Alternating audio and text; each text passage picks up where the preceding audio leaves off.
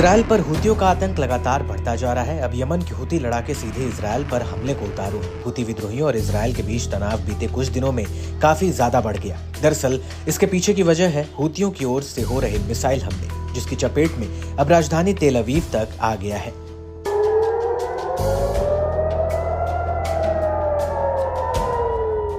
हुती विद्रोही अब ballistic missile से ही इजरायल को नहीं डरा रहे, बल्कि हाइपरसोनिक मिसाइलों से भी इजरायली एयर स्पेस में उतार दिया गया है। बीते दिनों हुतियों ने सतह से सतह पर मार करने वाली पैलेस्टीन 2 मिसाइल से हमला किया। हुती विद्रोहियों ने दावा किया कि अब उसके हमले के सामने आयरन डोम की भी एक नहीं चलती है। लड़ाकों के हमले अब इजरायली शहरों के अंदर जबरदस्त तबाही मचा रहे हैं। इजरायली बलों ने भी माना है कि हुतियों की ओर से लॉन्च हुई hypersonic missile Israeli air defence को भेदते हुए तेल अवीव में गिरी। हुती विद्रोहियों ने दावा किया कि इससे इजरायल में बड़े स्तर पर नुकसान हुआ है, मगर इजरायल ने फिलहाल इस पर चुप्पी साध रखी है। इस मिसाइल हमले ने इजरायल के आयरन डोम पर ही सवाल खड़े कर दिए। इस बीच हुती नेता अब्दुल मलिक अल हौथी ने यमनी लड़ाकों की तारीफों में कसीदे पढ़े हैं। अल हौथी ने इजरायली ठिकानों पर हाइपरसोनिक मिसाइल से हमले को एक महत्वपूर्ण उपलब्धि बताया है। साथ ही कहा कि इसे दुश्मन हैरान है। यमन का सुपरसोनिक मिसाइल अभियान, जिसने दुश्मन के सिस्टम को भेद दिया, एक महान और बहुत बड़ी जीत है। इजरायल और अमेरिका इसके बारे में जानते हैं। हाइपरसोनिक मिसाइलों की फायरिंग से इजरायल और अमेरिका को गहरी चोट पहुंची है। यमनी मोर्चे पर ऑपरेशन की गति से इजरायल हैरान है। इजरायल पहले दावा कर रहा था कि सब उसके पक्ष में है, मगर हुतियों के हमले से इजरायल सन्न रह गया। इजरायल हमारा सामना करने में सक्षम नहीं है।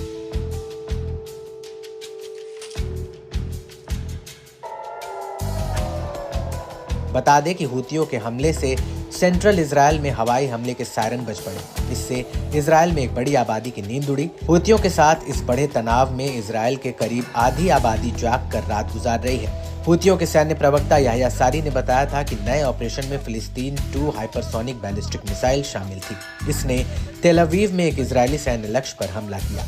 ये एक हफ्ते में चौथी बार था जब यमन से हुए हवाई हमले से इजरायल में हड़कंप मच गया।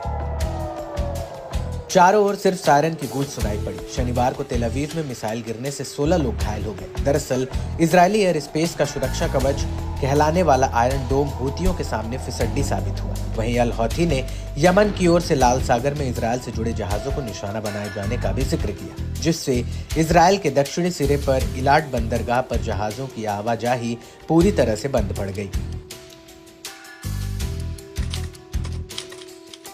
अल हौथी ने कहा कि इजरायल जानता है कि हुतियों के नौसैनिक अभियान जारी रहेंगे और इससे इजरायल का अर्थतंत्र डगमगा जाएगा।